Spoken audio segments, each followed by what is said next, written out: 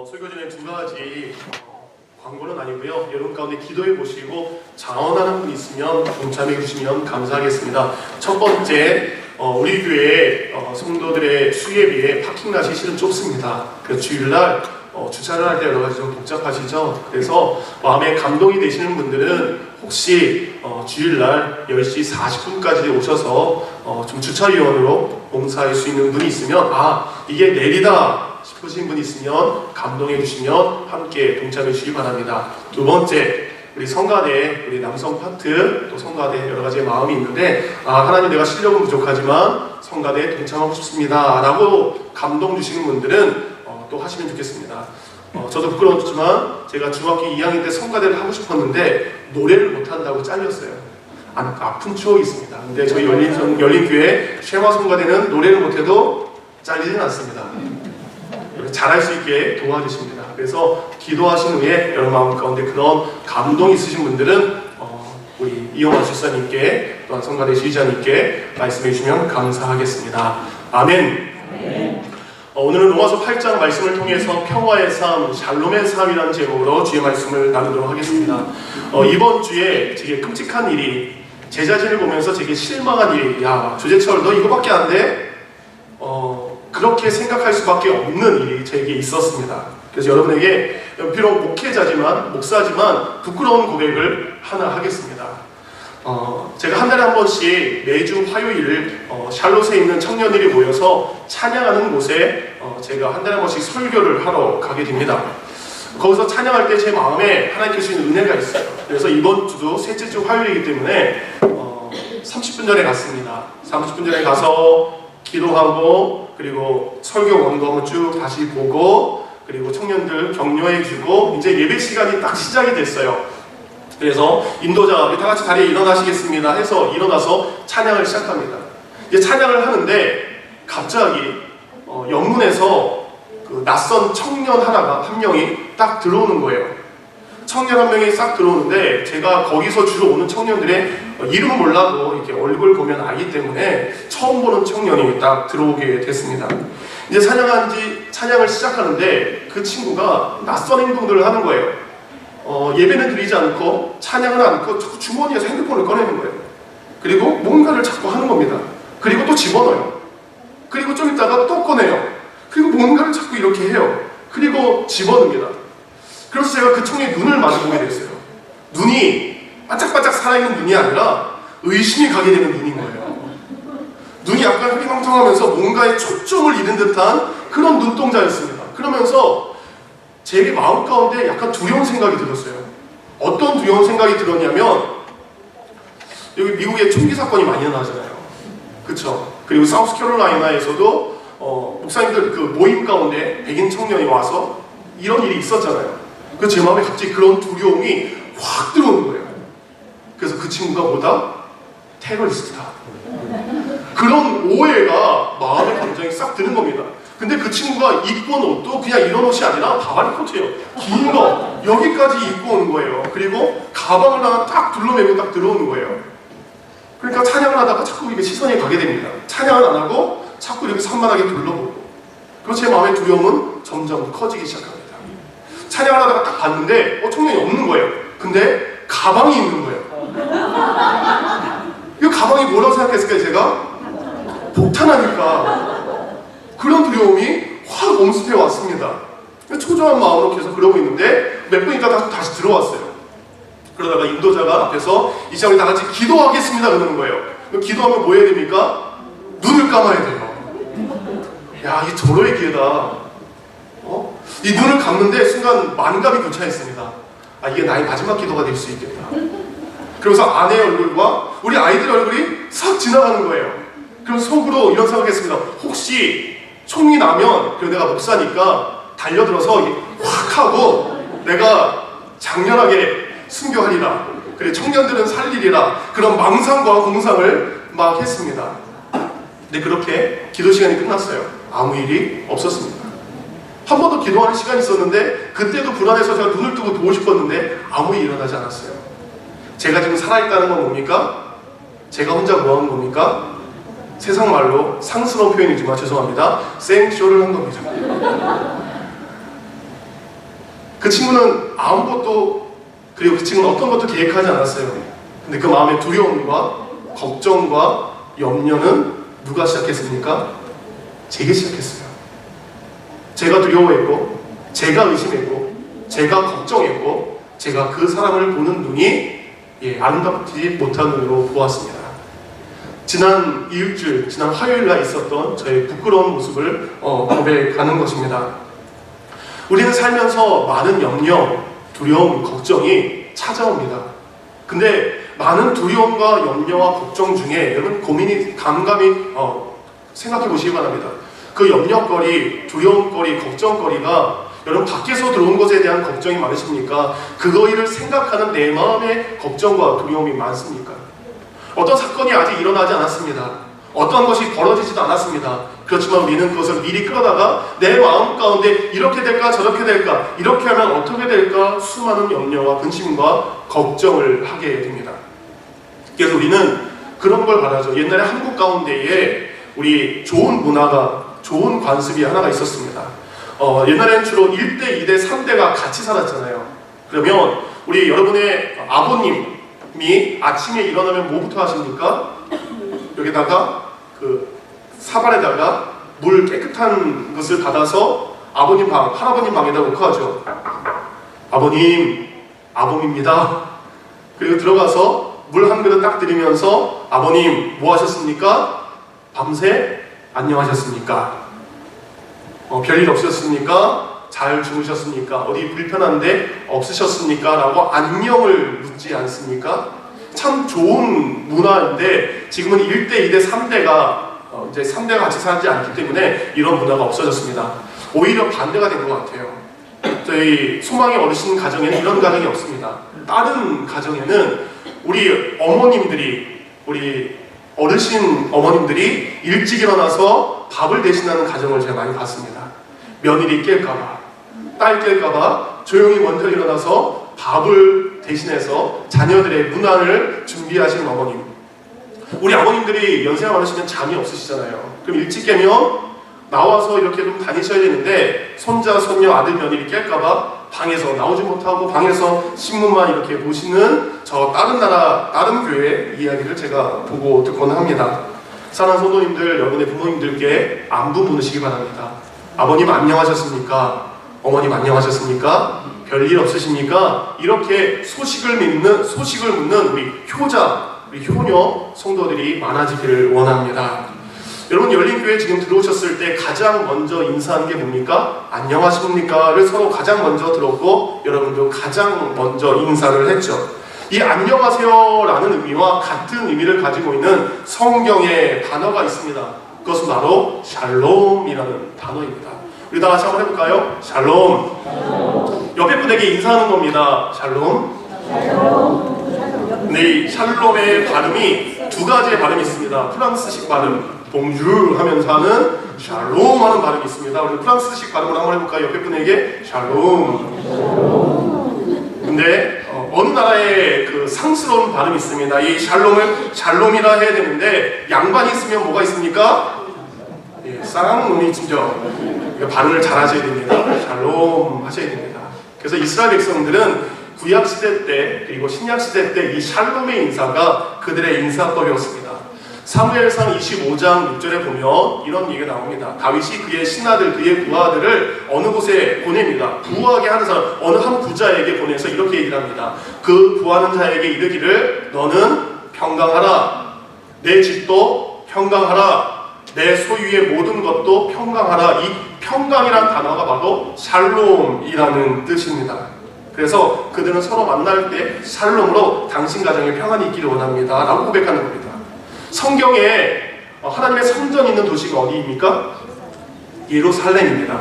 이 살렘이라는 뜻의 일부분이 샬롬이라는 뜻에서 왔습니다. 그럼 예루살렘은 무엇의 도시입니까? 바로 평화의 도시를 바라는 마음으로 지어진 이름입니다.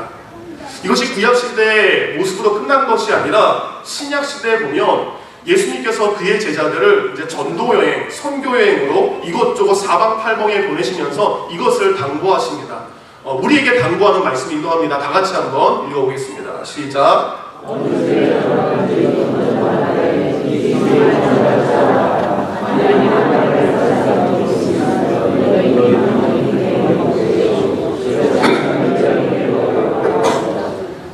말씀하십니다. 너희들이 어느 집을 가던 누구를 만나던 그 집에 들어갈 때 뭐하라? 평안하기를 기도하라. 샬롬. 신약시대는 이게 헬라어로는 에이레네라는 뜻입니다. 에이레네 해줘라 라고 이야기합니다. 그래서 여러분이 어느 가정을 가시면 믿는 성도라면 이렇게 하셔야 돼요. 제가 여러분의 가정 갔습니다. 그럼 제가 뭐부터 합니까? 제가 들어가자마자 기도부터 하죠. 인사한 다음에 소파나 그런 데 가서 잠깐 동안 기도합니다. 제가 무슨 기도할까요? 하나님, 이 가정에 평안이 있기를 원합니다. 이 가정을 만남이 있는데 이 만남을 하나님께서 축복하여 주시옵소서. 그 평안의 기도를 하셔야 됩니다. 그래서 우리 성도님들은 다른 성도님 아니면 누구를 만나던 간에 어딜 가시던 간에 잠깐 동안이라도 서서 그곳의 사업장이면 사업장의 복, 그리고 가정이면 가정의 복을 빌어주시기 바랍니다. 근데 놀라운 것은 그 가정의 평안을 빌어줬어요. 근데 그 가정이 평안을 받을 만하면 그 평안이 그 가정 가운데 이루어지게 됩니다. 근데 반대로 당신의 평안이 필요 없어, 당신이 기도한들 우리 뭐 달라지는 게 있겠어? 라고 받아들이지 않은 사람은 여러분이 평안한 그 평안의 기도가 어디로 갑니까? 버려지고 낭비하고 사라지는 것이 아니라 다시 여러분에게 돌아오는 것입니다. 그래서 여러분이 가는 곳마다 어느 집에서든지 평안의 기도를 하면 그 가정에 심겨지든지 그 평안이 여러분 가운데 돌아오게 되든지, 그래서 우리 성도님들 어느 가정에 가든지 먼저 평안을 빌어주시기 바랍니다. 천국과 지옥에 관한 놀라운 문학작품이 하나 있죠. 바로 단테의 신곡입니다. 단테의 신곡에 보면 그 사람이 이 놀라운 작품을 쓰기 전에 청년 시절 때 사랑하는 일을 잃었어요. 사랑하는 사람과 헤어지면 여러분 어떻습니까? 마음이 아프죠? 지치죠? 그리고 어찌할 바를 모르게 됩니다. 사랑을 잃어버린 단테는 이제 피곤에 쩔은 몸을 가지고 한 수도원을 방문했다고 합니다. 그리고 그 수도원의 문을 노크했다고 합니다. 그러니까 안에서 뭐라 했을까요? 누구십니까? 라고 묻자 이제 고단하고 지친 인생을 살아가는 단테가 이렇게 얘기했답니다. 평화를 찾으러 왔습니다. 하나님께서는 이 땅 가운데에 평화롭지 않은 세상을 살아가는 우리지만 이 땅에서 우리가 평화롭게 살기를 원하십니다. 구약시대나 신약시대나 지금이나 우리 성도들이 가는 곳마다 하나님은 하나님께서 내려주시는, 그리고 이웃과 우리의 삶의 모든 지경에 평화가 넘치기를 원하십니다. 바로 이 평화, 그 평화의 의미가 바로 샬롬인데, 이 샬롬이란 단어의 뜻은 25가지 이상, 20에서 30가지 정도 많은 뜻을 가지고 있습니다. 근데 어느 분이 이 샬롬의 뜻을 5가지로 잘 추려놨습니다. 보니까 샬롬의 첫 번째 뜻은 바로 평화의 뜻을 가지고 있습니다. 이 평화의 뜻은 바로 외부적인 평화를 위한 기도입니다. 그래서 바울은 디모데전서 2장 1절과 2절에 보니까 임금들과 높은 지위에 있는 사람들을 위하여 뭐하라? 기도하라. 지금으로 말하면 대통령, 정치하는 사람, 이 샬롯 시장, 여러분이 사는 곳의 지도자들을 위해서 기도하라는 것입니다. 그랬을 때 외부적인 평화가 내가 사는 곳에 임할 수 있도록 기도하는 것입니다. 여러분 지금 한국을 위해서 기도하셔야 됩니다. 그리고 미국 대통령 선거를 위해서도 기도하셔야 됩니다. 여러분이 살고 있는 그 지역의 평화와 안정을 위해서 외부적인 평화가 우리 가운데 임할 수 있도록 기도하는 것. 그래서 당신의 삶 가운데 외부적인 큰 요동치는 일이 없기를 원합니다 라는 의미가 바로 샬롬의 의미입니다. 두 번째 샬롬은 평강의 의미입니다. 첫 번째 게 외부적인 것이라면 두 번째는 내부적인 평강입니다. 외부적인 환경은 평화할 수 없는 환경이에요. 외부적인 여건은 내가 평화할 수 없는 상황입니다. 그럼에도 불구하고 내 안에 있는 평화가 있다는 겁니다. 근데 이 평화는 누가 주시는 겁니까? 예수님께서 주시는 겁니다. 요한복음 14장 27절 다 같이 읽습니다. 시작. 평강을 너희에게 주노니 곧 나의 평강을 너희에게 주노라. 내가 너희에게 주는 것은 세상이 주는 것과 같지 아니하리라. 너희는 마음에 근심하지 말고 두려워하지도 말라. 아멘. 예수님이 주신 평안이 내 안에 있기 때문에 외부적으로 요동치는 일이 있어도 나는 괜찮습니다. 나는 문제 없습니다. 이것이 바로 샬롬의 평강입니다. 세 번째 샬롬은 바로 정의, 공의입니다.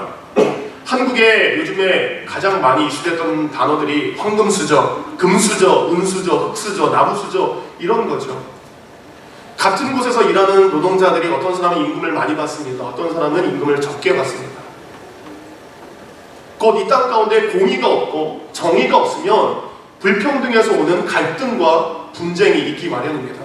그래서 하나님, 이 땅 가운데 하나님의 정의가, 공의가 이루어지기를 원합니다 라는 기도가 우리에게 있어야 됩니다. 세 번째, 바로 샬롬은 질서를 의미합니다.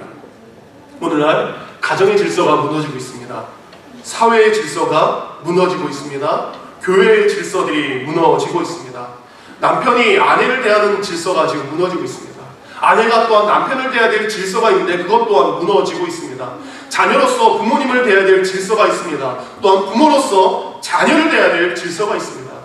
근데 그것이 무너지자 살인이, 그것이 무너지자 학대가, 그것이 무너지자 온갖 흉측한 일들이 벌어지고 있습니다. 도로 위에 교통사고가 일어납니까? 서로 질서를 지키지 않았기 때문에 갈등과 분쟁이 생기는 것입니다. 혹시 여러분과 가정 가운데 갈등과 분쟁이 있다면 내가 아내로서 지켜야 될 질서, 내가 남편으로 지켜야 될 질서 때문에 내가 그것을 하지 못한 것 때문에 샬롬의 평강이 우리 가운데 임하지 못하는 것인지 돌아봐야 됩니다. 여러분의 가정 가운데 질서가 있기를 원합니다. 마지막 다섯 번째 샬롬의 평강은 조화입니다. 서로 대립하고 상충하고 갈등하고 분쟁이 되는 것이 아니죠. 저의 부족함을 여러분이 채워주시는 겁니다. 여러분의 부족함을 또한 제가 채워가는 것을 의미합니다.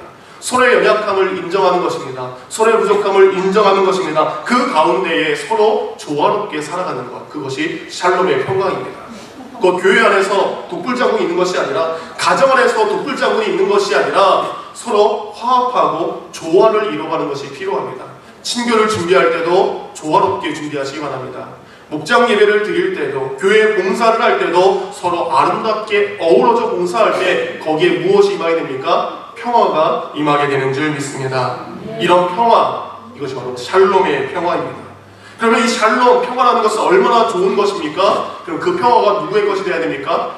내 평화가 되어야 됩니다. 그 평화가 내 안에 들어와야 됩니다. 오늘 저는 여러분에게 간단하게 세 가지, 이 놀라운, 이 좋은 샬롬 평강이 내게 들어오는 축복의 비결 세 가지를 돈 안 받고 가르쳐 드리겠습니다. 더우십니까? 약간 더우신가요? 예, 더우시면 제가 문을 잠깐 또 뒤에 열어주셔도 상관없습니다. 혹시 환기가 필요하면 뒤에 문 열어주시기 바랍니다. 첫 번째, 우리가 하나님과 하나님의 샬롬이 우리에게 오는 방법, 바로 샬롬의 시작이신 하나님과 화평하게 지내는 것입니다. 바로 화평의 시작, 평화의 시작이 하나님께로부터 온다는 것을 우리는 고백해야 됩니다. 오늘 성경 본문에 보면 1절에 이렇게 나와 있습니다. 그러므로 우리가 믿음으로 의롭다 하심을 받았은즉 우리 주 예수 그리스도로 말미암아 하나님과 무엇을 누리자? 화평을 누리자. 그리고 밑으로 내려갑니다. 하나님과 더불어 화평을 누리며 또한 하나님의 영광을 바라보며 뭐하자? 즐거워하자. 아멘. 진정한 평화는 우리가 하나님과 화평할 때, 친하게 지낼 때 화평합니다. 여러분, 친구와 친하게 지내면, 아내와 친하게 지내면 갈등이 덜하지 않습니까? 친한 사이는 갈등이 덜하게 됩니다. 곧 우리와 하나님 사이가 가까워질 때 하나님께서 우리에게 주신 평안이 있습니다. 근데 하나님께서 주시는 평안을 맛본 자에게 나타나는 외적 모습이 하나 있습니다. 그것은 바로 즐거움입니다. 오늘 성경은 화평을 누리자, 그럼 뭐 하게 된다? 즐겁게 된다. 밝음, 웃음, 기쁨, 감사, 활기찬 것, 이것은 무엇입니까? 하나님께서 여러분에게 주신 평화 때문에 나타나는 증거입니다. 근데 지금 내 삶에 웃음이 없어요. 내 삶에 즐거움이 없습니다. 내 삶에 행복이 없습니다. 내 삶에 밝음이 없습니다. 그러면 우리와 하나님과의 관계를 먼저 점검해 봐야 될 줄 믿습니다. 나의 하나님과의 관계가 지금 끊어져 있기 때문에 이것도 시험거리고 저것도 원망거리고 이것도 못 받아들이고 저것도 못 받게 된다면 나와 하나님과의 관계에 있어서 다시 한번 평안을 회복해야 될 줄 믿습니다. 근데 하나님과 화평하는 방법, 그 앞에 붙은 단어가 있습니다. 무엇입니까? 우리 주 예수 그리스도로 말미암아. 우리 주 예수 그리스도로 말미암아. 우리와 하나님 사이가 원수되었던 우리에게 생명의 다리를 놓으신 분이 계십니다. 누구십니까? 예수님입니다. 우리는 예수 그리스도를 믿음을 통해서 생명의 다리를 건너가서 하나님과 화목한 자가 되었습니다. 하나님과 화평하는 자가 되었습니다. 누굴 때문에? 예수님 때문에. 그 예수님을 믿는 우리의 마음 가운데에 기쁜 일이, 즐거운 일이 생길 수밖에 없습니다. 왜? 이사야 61장 1절부터 3절입니다. 주 여호와의 영이 내게 내리셨으니 이는 여호와께서 내게 기름을 부으사. 예수님께서 이 땅에 오셔서 무엇 하십니까? 가난한 자에게 아름다운 소식을, 예수님 여러분에게 아름다운 소식을 전해주기 때문에 기뻐해야 될 줄 믿습니다. 예수님이 오셔서 마음이 상한 우리를 고쳐주십니다. 아멘. 죄에 포로된 우리를 죄에서 자유하게 하십니다. 그리고 어둠 가운데 갇혀있던 우리에게 빛으로서 노임을 받게 됩니다. 그리고 이야기합니다. 모든 슬픔을 가진 자들을 뭐 하십니까? 예수님이 오셔서 위로해 주신다는 겁니다. 슬픔의 죄를 뒤집어 쓰고 날마다 염려하고 근심하는 내 입술 가운데 어떻게 난 죽을 수밖에 없어 하는 내 입술 가운데 무슨 입술이? 찬양의 기쁨의 입술이, 찬양의 옷을 입고 기쁨의 옷을 입게 해주십니다. 누구로? 예수 그리스도로 말미암아. 여러분, 예수 그리스도로 말미암아 하나님과 가까이 된다면 하나님께서 여러분에게 샬롬의 삶을 내려주실 줄 믿습니다. 두 번째, 우리가 샬롬의 삶을 이룰 수 있는 것은 바로 영성을 통한 평화라는 겁니다. 아까 제가 했던 걱정, 염려, 두려움은 무엇으로 왔습니까? 마음으로 오고 그리고 생각으로 왔습니다. 그래서 사단은 뭐합니까? 우리의 마음을 틈탑니다. 우리의 생각을 틈타게 됩니다. 그래서 성경 말씀 빌립보서 4장 7절에 보니까 예수 안에서 너희 마음과 생각을 뭐하리라? 지키리라. 너희 마음 지켜라. 생각을 지켜라. 왜 그렇습니까? 우리를 공격하는 존재가 있기 때문입니다. 생각을 통해서, 우리의 마음을 통해서 틈타는 것이 있습니다. 그 생각과 마음을 통해서 틈타는 것들을 이겨낼 수 있도록 우리의 마음과 생각을 지키는 것입니다. 근데 우리의 마음과 생각을 지키는 것이 바로 영성이라는 것입니다. 영성이라는 단어는 이겁니다. 영성은 곧 믿음의 내면적인 모습, 그리고 믿음의 외면적인 모습이 바로 영성입니다. 곧 여러분의 내면의 모습 가운데에 그리스도인의 모습이 있어야 됩니다. 여러분의 외면의 모습 가운데도 그리스도인의 모습이 있어야 됩니다.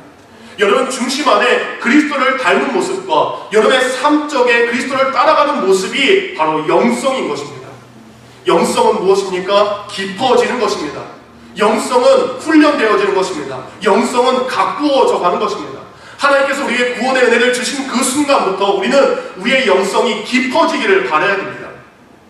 그러면 나무가 자랄 때 필요한 것처럼 우리의 영성이 깊어지기 위해서 필요한 것이 바로 기도입니다. 그래서 위에 나와 있죠. 아무것도 염려하지 말고 다만 모든 일에 기도와 간구로. 우리가 기도할 때 우리의 영성이 깊어집니다. 우리가 간구할 때에 주님께서 주신 영성의 믿음의 뿌리가 더 깊이 박혀 들어가게 되는 줄 믿습니다. 우리가 영적 유익을 누리게 되었을 때 그 영성을 통해서 우리는 하나님의 음성을 듣게 됩니다. 하나님의 음성이라 해서 갑자기 제처럼 산신령 목소리 나타나는 것이 아닙니다. 마음 가운데 깨달음을 주시는 겁니다. 그리고 그 깨달음을 통해서 우리에게 지금 하나님이 나와 함께 하시는구나. 내가 운전하는 교회 운전하고 오는 길에 내 영성이 깊어지니까 뭐예요? 하나님이 지금 나와 함께 하시는구나.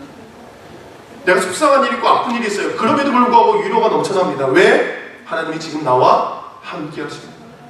여러분이 기도하실 때, 여러분이 말씀을 묵상하실 때에 하나님이 지금 내가 너와 함께 한다는 것을 깨닫게 해주십니다. 그러면 우리의 영성이 깊어지면 깊어질수록 하나님이 나와 함께하는 시간을 깨닫는 시간이 길어지게 되는 것입니다. 어떤 것이든 간에 무슨 일이든 간에 하나님을 신뢰할 수 있게 되는 것입니다. 현대 사회는 시끄러운 사회입니다. 화려하고 소란스럽고 요란한 것을 사람들이 찾아갑니다. 근데 성경은 우리에게 화려하고 요란하고 시끄러운 곳으로 가라고 말하지 않습니다. 예수님은 우리에게 이곳으로 가라고 이야기하십니다. 다 같이 읽겠습니다. 너는 기도할 때에 내 골방에 들어가 문을 닫고 은밀한 중에 계신 내 아버지께 기도하라. 은밀한 중에 보시는 내 아버지께서 갚으시리라. 아멘. 지난 일주일 동안 여러분 골방에 들어간 적 있습니까? 골방이라는 것은 하나님을 만나는 장소를 의미합니다. 나와 1대1로, 하나님과 1대1로 하나님 앞에 무릎 꿇으셨습니까? 하나님의 그 음성을 듣기 위해서 조용한 곳을 찾아가서 한적한 곳을 찾아가서 하나님 내게 원하시는 것이 무엇입니까? 하나님, 내가 이렇게 하나님의 뜻대로 살고 싶습니다. 기도의 골방에서 1대1과 만난 적이 있으십니까? 하나님에게 말씀하십니다. 기도의 골방을 찾아가라. 그럼 우리는 기도의 골방에서 기도하게 됩니다. 그 골방에서 우리는 말씀을 읽게 됩니다. 그 골방에서 하나님의 사랑을 깨닫게 됩니다. 그러면 우리의 영성이 깊어지게 됩니다. 그러면 우리의 깊어진 그 영성 때문에 하나님께서 주시는 샬롬의 평강이 우리에게 임할 줄 믿습니다. 여러분의 골방을 찾아가시기 바랍니다. 골방의 시간을 정하시기 바랍니다. 마지막 세 번째, 우리가 샬롬의 평강을 받기 위해서 소망을 품어야 됩니다. 우리 가운데 소망이 있어야 됩니다. 저희가 읽었던 본문 3절부터 5절은 이렇게 나오고 있습니다. 우리가 환난 중에도 즐거워하나니 이는 환난은 인내를, 인내는 연단을, 연단은 소망을 이루는 줄 압니다. 반대로 한번 가보겠습니다. 소망은 무엇을 통해서? 연단을 통해서. 연단은 무엇을 통해서? 인내를 통해서. 인내는 무엇을 통해서? 환난을 통해서. 그럼 소망의 시작은 무엇입니까? 환난입니다. 세상 사람들은 소망의 시작이 환난이 아니죠. 평안한 것을 원합니다. 근데 우리 그리스도인들은 환난을 소망으로 바꿀 수 있습니다. 그래서 여러분이 지금 환난 가운데 있으면 그것은 뭐 하라는 겁니까? 소망을 품으라는 겁니다. 여러분이 지금 환난을 겪고 있다면 그것은 바로 소망의 때인 줄 믿습니다. 여러분 가운데 있는 좌절하게 하는 것, 지금 여러분 넘어지게 하는 것, 그것은 무엇을 품으라는 겁니까? 소망을 품으라는 겁니다. 누구로 인해서? 예수 그리스도로 말미암아 우리에게 환난은 인내를, 예수 그리스도로 말미암아 인내는 연단을, 예수 그리스도로 말미암아 이 연단의 시간이 나중에는 소망의 시간으로 바뀔 줄을 우리가 알미니라. 확신하노라. 그분은 환난의 시간에 소망을 품으시기 바랍니다. 그 소망의 시간, 하나님께서 여러분 가운데 환난을 만나게 하지만 이 환난은 축복인 줄 믿습니다. 근데 우리가 소망을 품어야 될 또 다른 이유는 바로 이것입니다. 오늘 저희가 읽었던 본문 6절과 8절을 보면 이렇게 시작합니다. 우리가 아직 연약할 때에, 8절, 우리가 아직 죄인 되었을 때에 하나님께서 우리에게 소망을 주셨습니다. 근데 연약할 때 소망을 주셨습니다. 우리가 죄인 되었을 때에 소망을 주셨습니다. 때론 내가 나를 생각할 때 소망 없는 존재입니다. 연약한 존재입니다. 죄인도 이런 죄인이 없습니다. 근데 그때 하나님의 사랑이 5절 말씀 우리에게 부은 바 됩니다. 내가 받을 만한 자격이 있을 때 하나님 제가 이것도 했고요, 이것도 했고 이렇게 잘했어요, 저를 칭찬해 주세요, 그래 내가 너에게 사랑을 부어줄게, 이렇게 부어주시는 것이 아니라 내가 아직도 연약했고 내가 아직도 죄를 짓고 아직도 부족한 삶을 살지만 그때도 하나님은 우리에게 사랑을 부어주시는 하나님인 줄 믿습니다. 의인을 위하여 죽는 자 없습니다. 선인을 위하여 용감히 죽는 자가 혹 있습니다. 그렇지만 우리가 죄인 되었을 때에, 아직도 부족했을 때에 그리스도께서 우리를 위하여 죽으심으로, 그리스도께서 우리를 위하여 희생하심으로, 그리스도께서 나를 위하여 목숨을 내놓으심으로 하나님께서 여러분을 얼마나 사랑하는지 확증 사인하신 것입니다. 그래 환난 가운데 우리 뭐 해야 됩니까? 소망을 품어야 됩니다. 그러게 환난 가운데 있는 그 소망이 이제는 샬롬으로 바뀌는 평화의 삶이 될 줄 믿습니다. 이사야 53장 6절입니다. 우리는 다 양각하서 앞을 못 보는 짐승, 죄 짓는 짐승, 고약한 짐승입니다. 그래서 그릇 행하여 각기 제기로 바꾸는 제 멋대로 살았습니다. 그렇지만 여호와께서, 하나님께서 우리 모두의 죄악을 예수 그리스도에게 담당시켜 주셨습니다. 곧 하나님께서는 우리에게 원하는 것이 죄 가운데 두려움의 삶을 사는 것이 아니라, 염려 가운데 걱정으로 사는 것이 아니라 샬롬의 평강이 우리에게 임하는 것을 하나님이 원하십니다. 사랑하는 성도님들, 하나님과의 화평을 통해서 샬롬이 여러분 가운데 있기를 원합니다. 골방에서 여러분의 영성이 더 깊어짐으로 샬롬의 은혜가 여러분 가운데 임하기를 원합니다. 환난이지만 이 환난이 나중에는 소망이 될 것을 내가 믿기에 내가 샬롬합니다. 이런 샬롬의 평강이 여러분 가운데 있기를 원합니다.